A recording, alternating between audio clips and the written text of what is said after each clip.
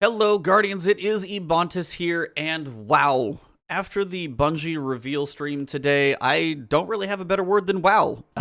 It's legit. We got to see stuff related to the future of Destiny. We got to see their ideas of plans to continue to maintain the game. We have a new season of content that I've been playing for most of today. That's why I'm making this video late at night. So if I do mess anything up in this video, forgive me. It is about midnight when I'm recording this thing. But there's a lot to cover, so I'm going to do a series of videos explaining all the different things that are coming, but the first one, and the most important, is the future of this franchise and the future of Destiny 2. So let's talk about it.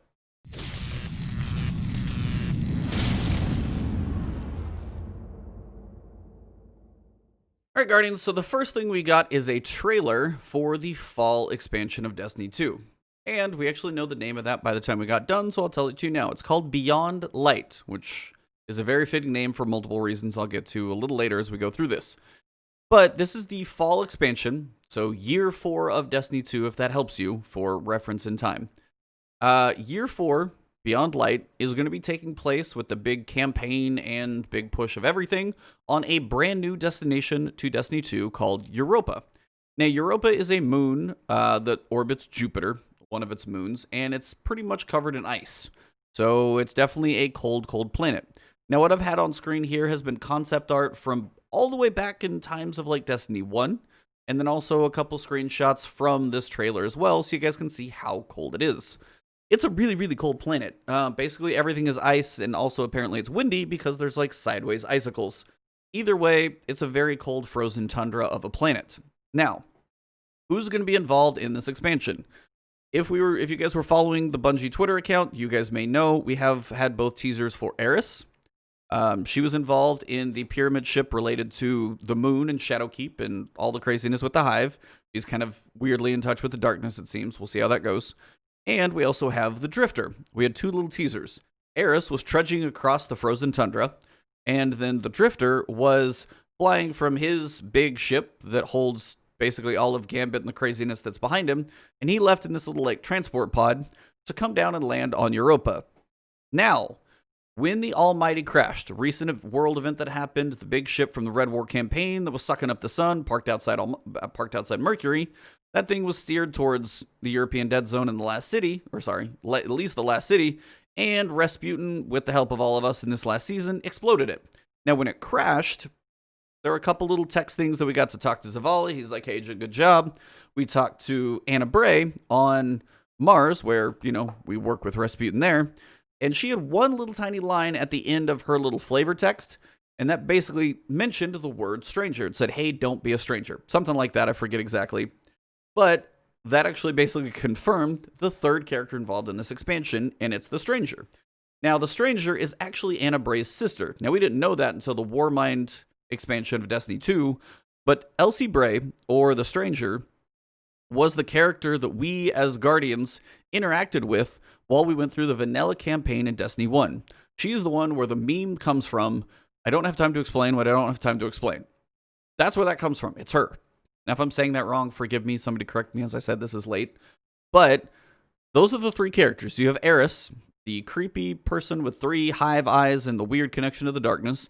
The Drifter, who messes with like the Taken and the Gambit and all the power we're giving him and his weird ship and the emissaries of the 9.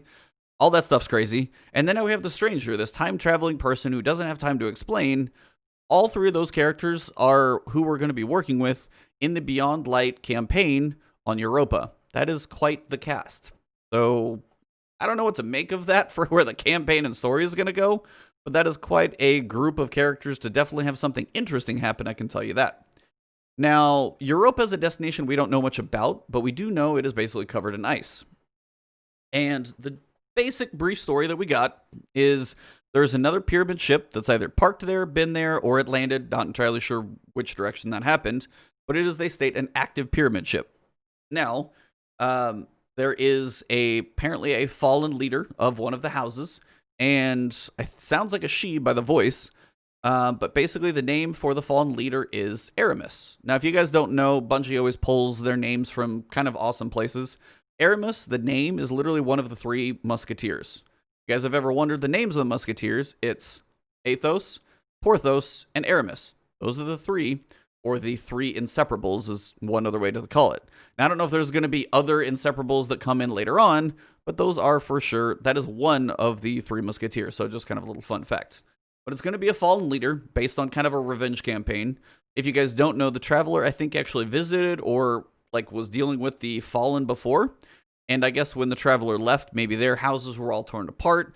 This is kind of a revenge story of this fallen house's leader against the Traveler. And apparently the Pyramid Ship may have some darkness or power that they're able to use to try and maybe fight the Traveler. At least that's the goal. That's the rough idea of the story. It's probably poorly told by me. If you guys want the proper lore, it's probably Bife, so head there. But that's the general idea of what's happening in the story.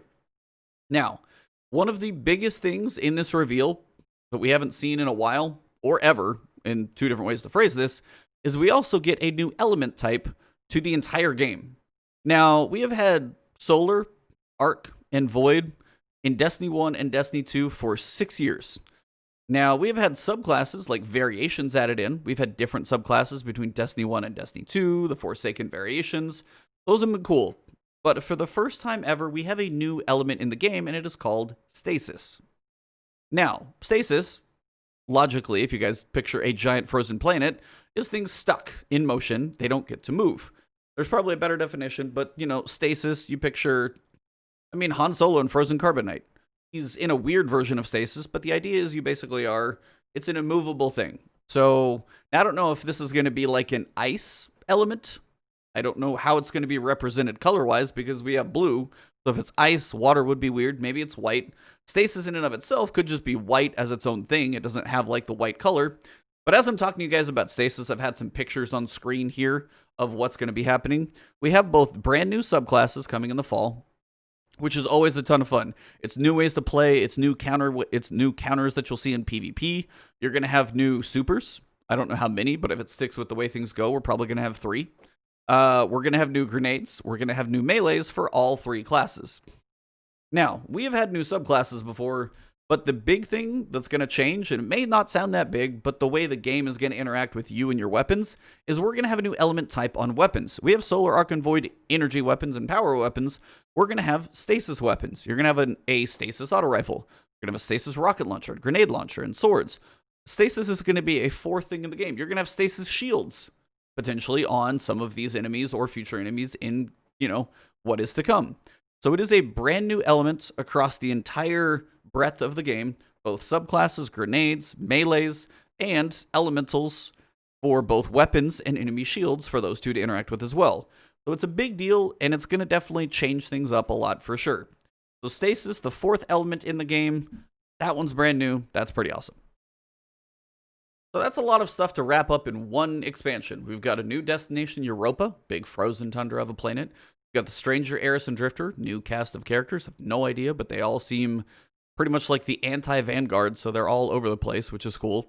We've got a fallen leader with a revenge story going on, another active pyramid ship in there, and you've got a new elemental type. All pretty cool stuff. That wasn't enough, apparently. They chose to basically blow my mind while I was watching the stream, and they gave us the names and kind of iconography for the next 2 years beyond Europa and Beyond Light, the next 2 years after that. So in fall of 2021, we have the Witch Queen. Now, the Witch Queen is Savathun. Now, if you guys don't know too much about the Hive lore, and I am never going to claim to be an expert, so feel free to correct me if I'm wrong, but you have the 3 main Hive gods. Oryx, who we fought in the Taken King in Destiny 1. We killed him twice, both in the normal and then his Taken Ascendant realm, I guess would be the right terminology for it. He has 2 sisters, Xivu Arath, if I remember the name correctly, and then you have Savathun, which is the main trickster, and she is probably the more powerful of the 2. Now, the cool thing about this is we're also getting a brand new destination. With this expansion and the next one I'm going to mention, every expansion in the future is going to have a brand new destination. It's not going to be a moon or a reskin or anything else. It's going to be a new destination with the expansion. Pretty cool just to know that we're always going to be going to somewhere new that we haven't seen before with these expansions. But Savathun is a big deal because as powerful as she is, the relation to the Dreaming City is potentially there. It also could be completely crap. We don't entirely know. We had Bife on the podcast at one point, and the Dreaming City, the Loop, and all the Books of Sorrow and all that type of stuff, we don't actually know for sure if anything that Savathun, being because her name is the Trickster, is any bit true at all. But potentially what we're doing with the Dreaming City and the 3-week cycle and going to the Shattered Throne and killing Dylan Karu and starting it all over again, every time it goes through that cycle, somewhere that thing's been called a battery, where it's powering something up. Some people are thinking it's powering up Savathun. Now, is that correct? I have no idea, but maybe that will lead to the culmination of more of the Dreaming City story. Maybe. We will have to see. Honestly, not entirely sure, but that's definitely could be an option. So that's Savathun. That's the Witch Queen. That's Fall 2021. The third expansion that we got told about, which is the Fall of 2022, is called Nightfall. Now, they say working title because, of course, they could switch that up, but kind of what they have for an idea.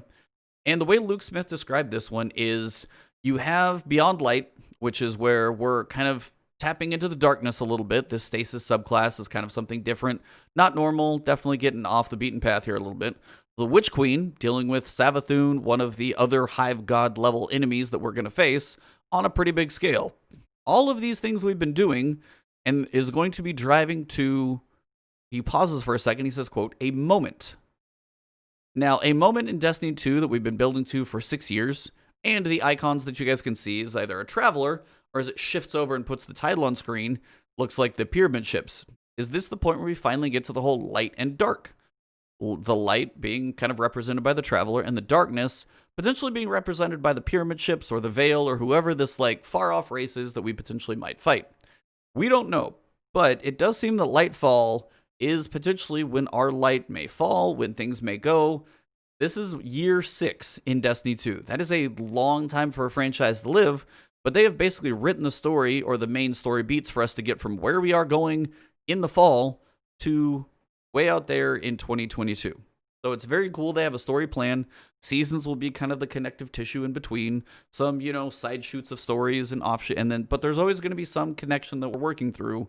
So this game is going to be around for quite some time, without a question. So I don't know. To me, my mind is blown even as I record this and walk you guys through this stuff. There is so much awesomeness to the fact that we know Savathun, one of the other major Hive gods, is something we're going to fight.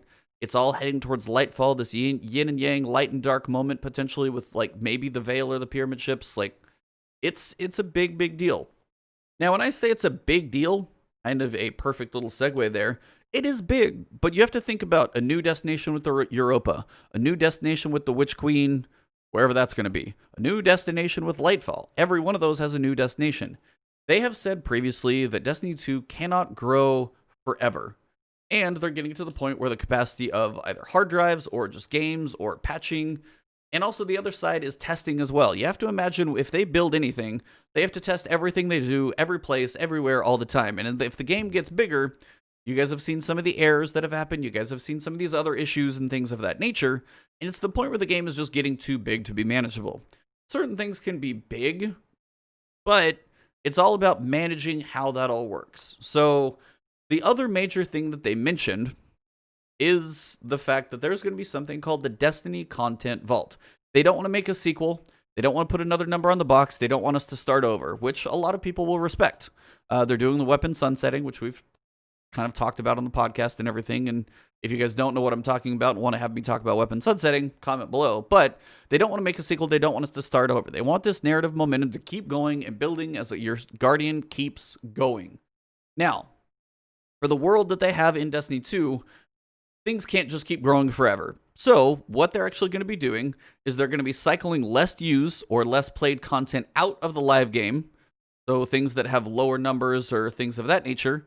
And then they're going to be bringing in those new destinations that we have. Now, they also may bring back in Destiny 1 items into the game as well. So they may rehash and polish up Destiny 1 things as like a bonus destination to go with something like Beyond Light. And they actually confirmed the first one. So we had a destination called the Cosmodrome. That was the basic main European dead zone equivalent of Destiny 1 was the Cosmodrome. And that is actually going to be coming back in the fall.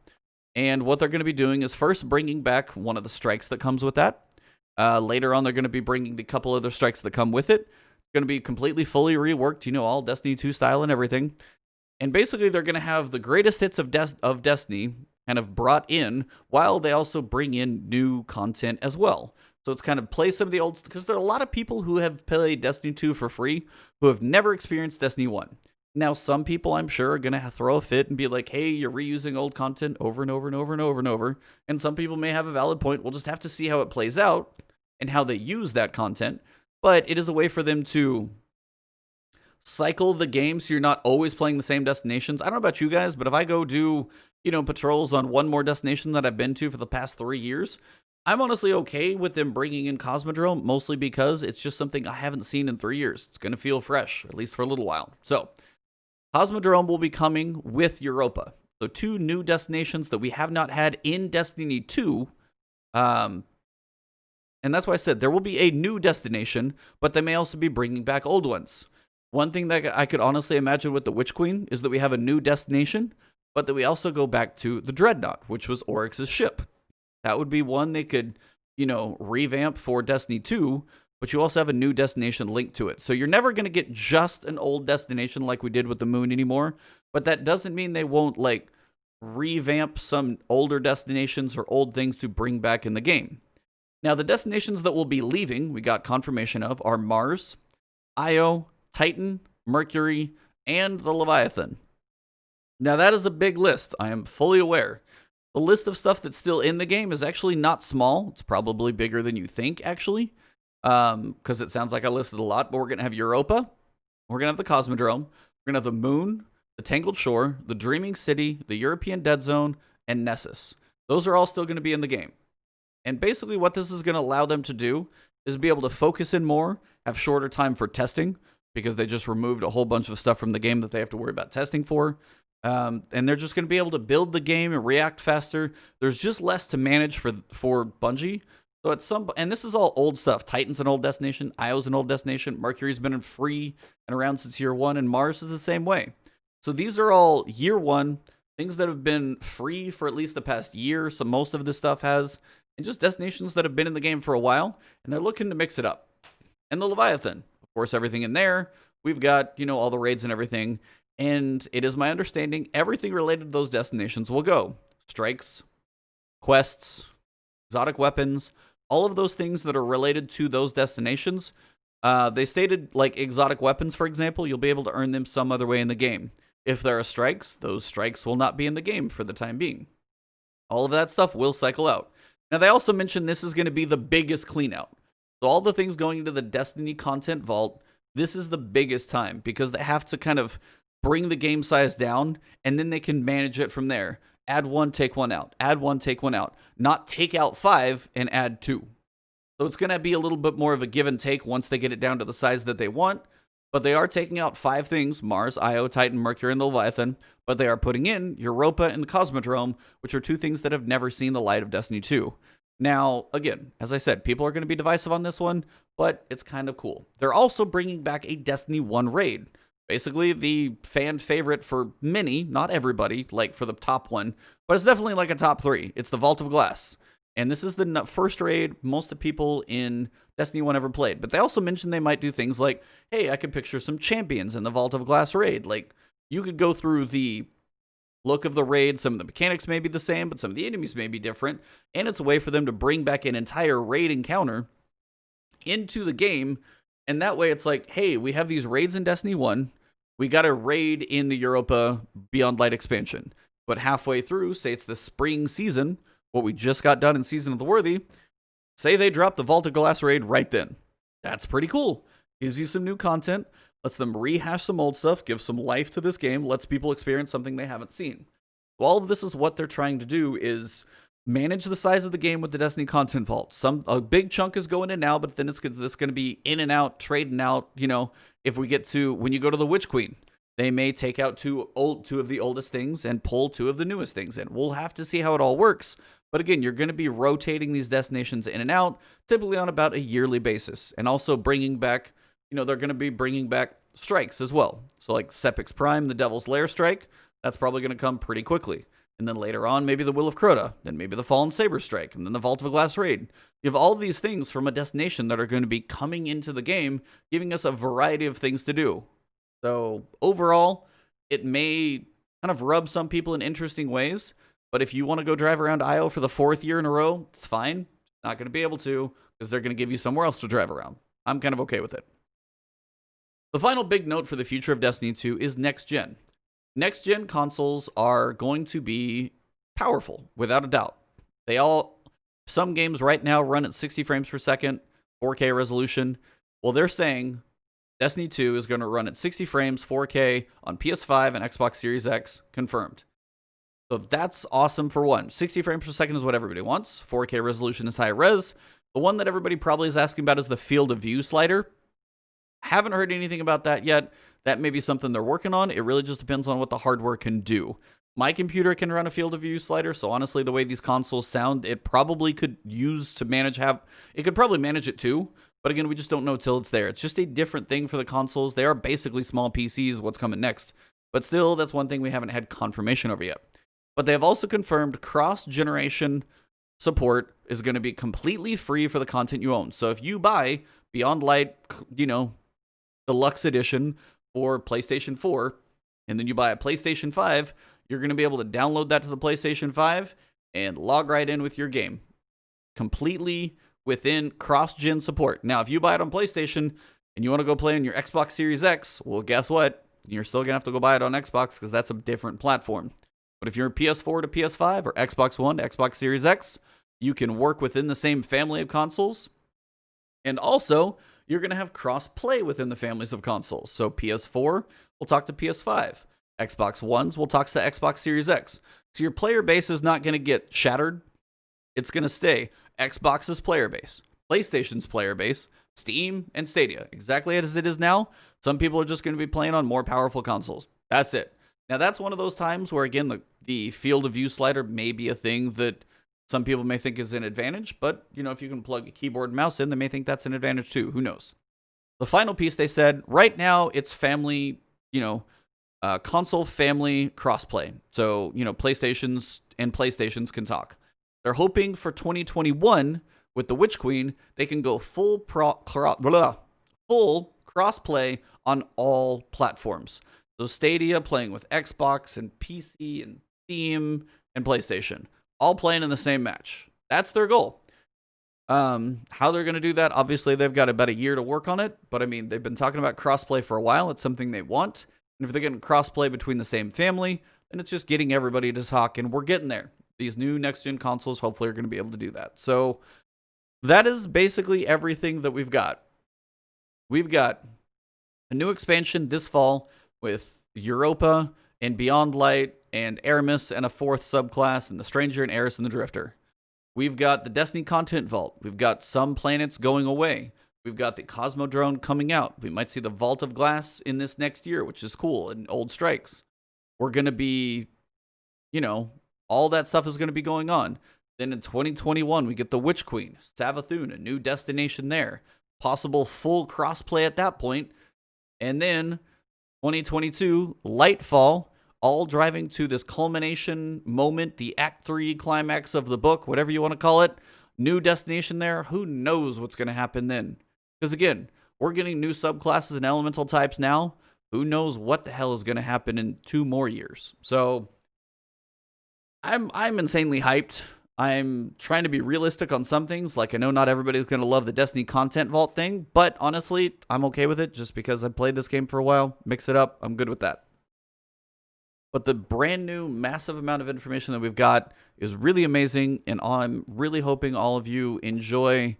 Looking forward to everything we've got to come as well. Season 11 is literally going on right now. There's some quests related to that. There's a new public event I'm going to try and explain once I know exactly how it's turned into heroic.